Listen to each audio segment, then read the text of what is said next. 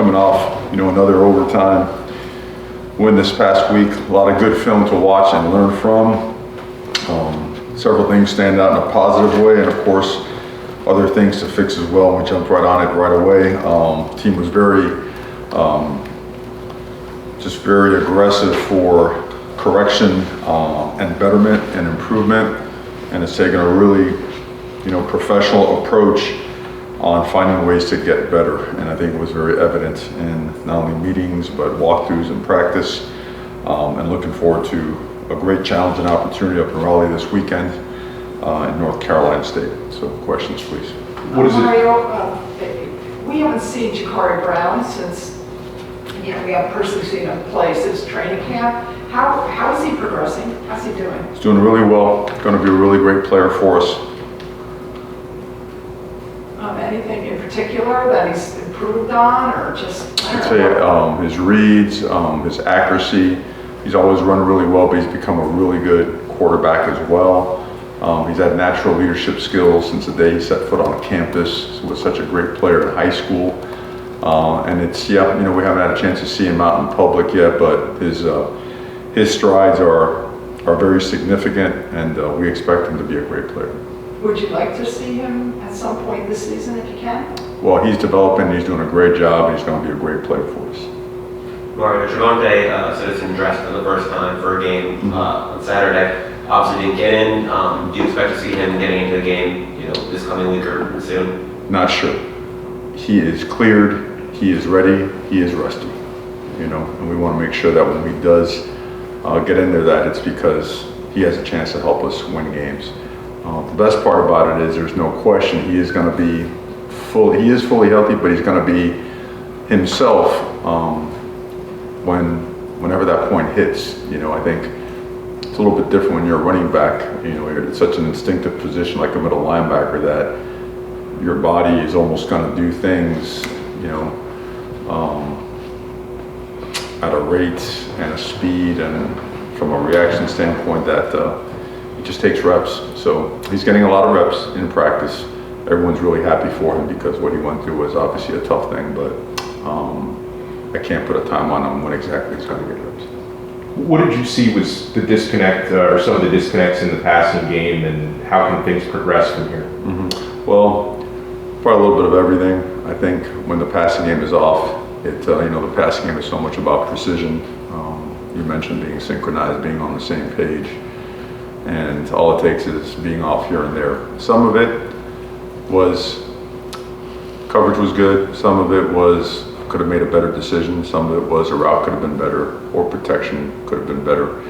And so in essence, we could have coached it better. So that's the way we take it. You probably didn't expect a different answer. We're going to take it completely as an organization, but the improvements and the areas that we identified are all fixable and things that we have done well early in the year. So we've certainly gone at it, directly, bluntly, and have re-emphasized and gotten at the things that we feel are going to make it better because we're capable of doing it and we expect to make it happen. Kind of a big picture question, sort of similar wins in overtime the last 2 weeks. What can that do to build team character? Well, I think, like we mentioned the other night, you kind of get to the point where you see so many scenarios that you start really believing that there's not many things that you can't overcome. I think that's really important. It's easy to talk about it. It's easy to simulate it in practice, but until you actually get into overtime, until you're actually pressed up against the 1 yard line, 2 yard line, until you have to come back and tie a game or take the lead late in the game and then defend your own side of the field. Until you actually do that in live action, it's it's just really hard to replicate. Well, we've had live work at that now and have had some really good responses and some good results, particularly in overtime. So belief and culture get stronger, which gives us a chance to get better. Mario, it seems like the offensive line's only gotten better as the year's gone on. How have they gotten to the point where their public grades are off the charts and they're playing very, very well? They got a lot of pride. They work really hard. They're talented. They're tough. Coach Mirabal grinds them. They believe in him. He believes in them. It's a great room. It's a great room. It's a those guys are a lot of fun to be around, and they are pushed really, really hard, and there's no sensitivity in there. None of them are going to, in any way, shape, or form, be taken aback when we get after them. And so it's, again, it's a great room. In your coaching career, what are some of the commonalities that lead to having a successful month of November? Well, you got to get stronger as the year goes on, right? Hopefully you'll avoid some injuries. Your team leaders become your hardest workers and play their best football in clutch situations.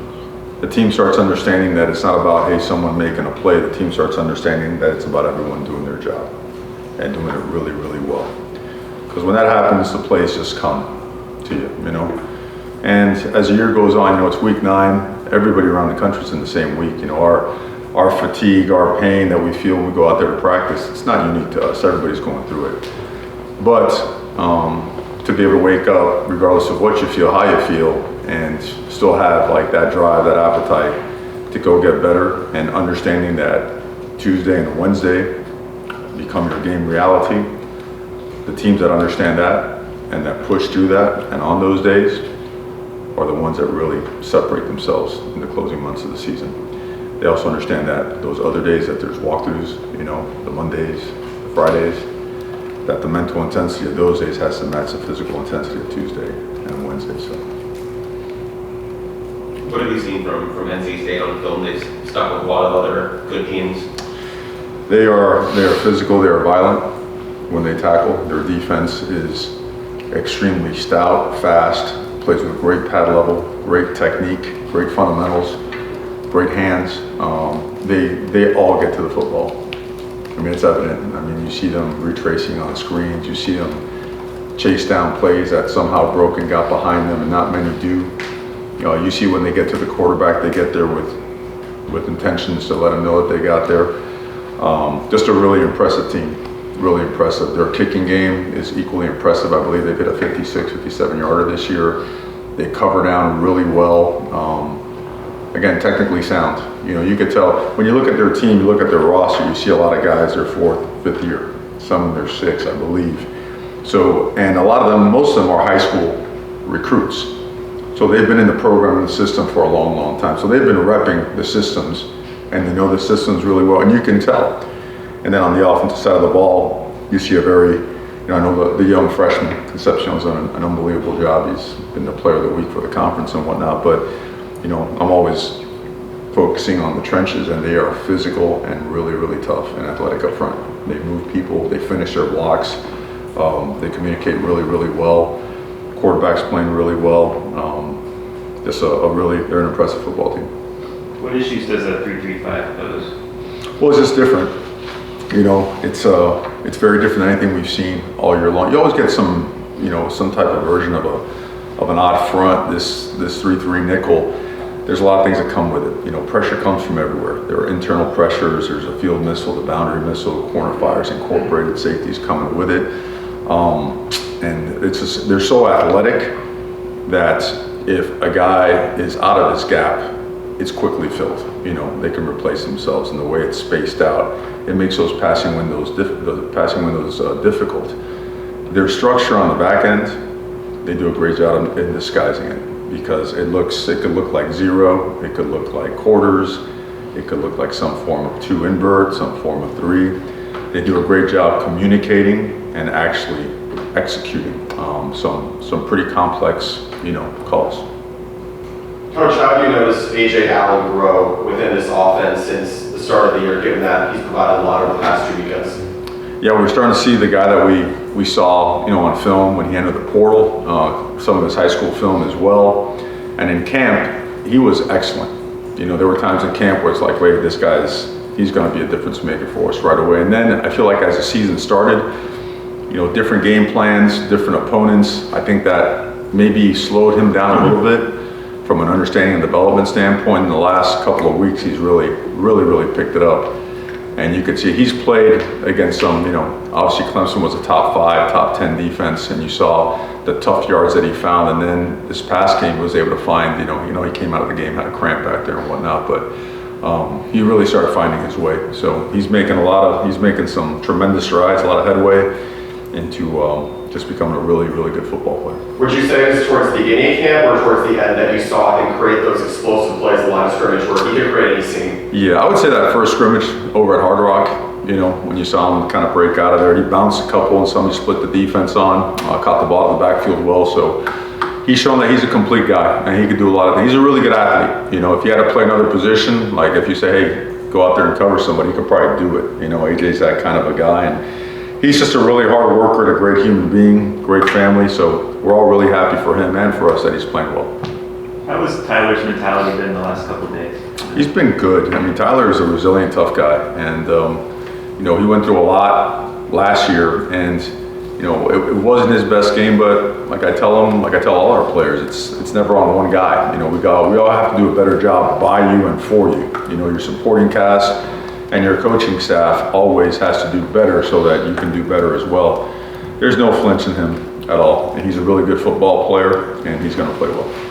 Mario, do you think any of Tyler's the physical limitations after North Carolina affected him at all this past game? It's hard to say, obviously when you miss a week, it's still college football. When you're 18, 17, 21, 22, you just don't have all the reps logged like some of the guys. Again, you mentioned that, I don't know if it's completely analogous to, what I was trying to put together in terms of pro football, but those guys have so many reps logged that they can maybe go a few days without, getting the reps. And I think in college you have to. And he missed some time. He missed some time, but we don't want to really put it on anything or rationalize it or make an excuse for any player. We just want to look at it right in the eye and say, hey, let's go make it better, right? Let's, with confidence, with not being sheepish or shy or in any way, shape, or form buckling, let's be men and let's go attack this thing the right way. And have you seen Emory? I know he started that one game. In any way, have you seen him grown since then, or his confidence, or anything? He's got that ugly mustache he wears. That's about the only thing you see growing on him. But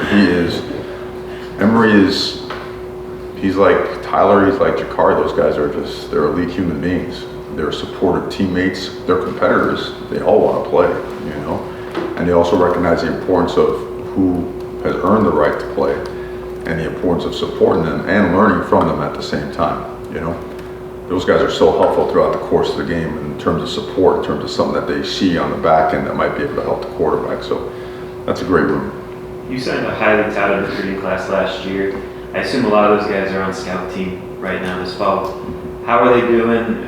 What type of looks are they giving you on scout team? Are you happy with their performance? A lot of those guys are playing on special teams too, the scout team has been a really big difference. And scout teams here have always been the difference.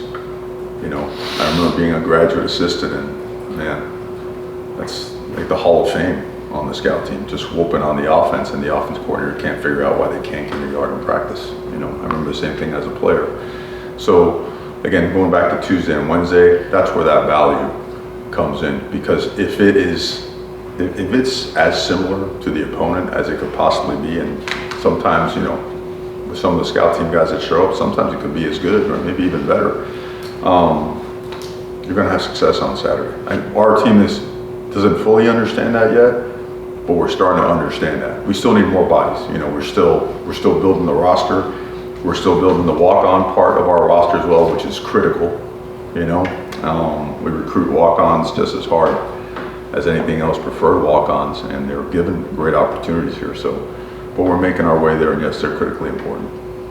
And I guess Henry Parrish probably on a pitch count on Saturday. I think he had like 8 snaps, and Don didn't get in. Do you expect to see them increase their playing time this week? We do. We feel Don is all the way there and ready to go, and so is Henry. Last week the right move was both AJ and Mark, and it's kind of a neat balance right now, and it's good pressure by them on themselves, right? The guy gets banged up, or the guy's missing a little bit of time, or maybe he's not at his best. Well, a couple guys there ready to take some carries. So it's the right kind of competitive culture. It's a healthy competitive culture. It's got to have more of it at all the other positions. Did you feel like Rashard had enough touches on Saturday in terms of offense? I don't think you could ever get him enough touches. You know, that was the lowest, I think the lowest snap count we've had all year. What, we're at 55 plays or something like that. I think if you include the penalty, 55 or 56. So, you know, we want to keep getting the ball in a lot of players' hands. You know, we weren't at our best on Saturday. How did you notice Mark fit back in with the offense, especially with the touchdown you had in overtime after missing time? I'm sorry, one more time, the first part? No, sorry. How did you notice that Mark readjusted to kind of being back in the full swing of the offense after he missed a little time? Oh, he looked good. You know, he looked good in practice. You know, the return to play specialist here, Joe Girardi, actually played here, and that guy, he's exceptional.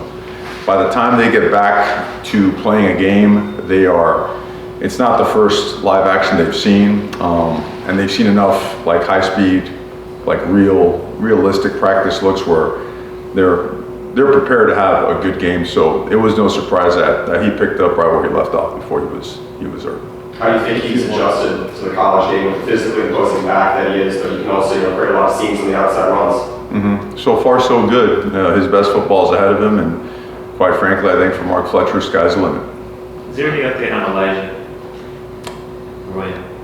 Elijah, he got rolled up. You saw him. He came on out. He is day to day.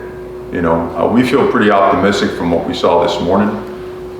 After the game was like, well, you know, it's going to be touch and go. We're pretty optimistic. I think we're going to be in good shape.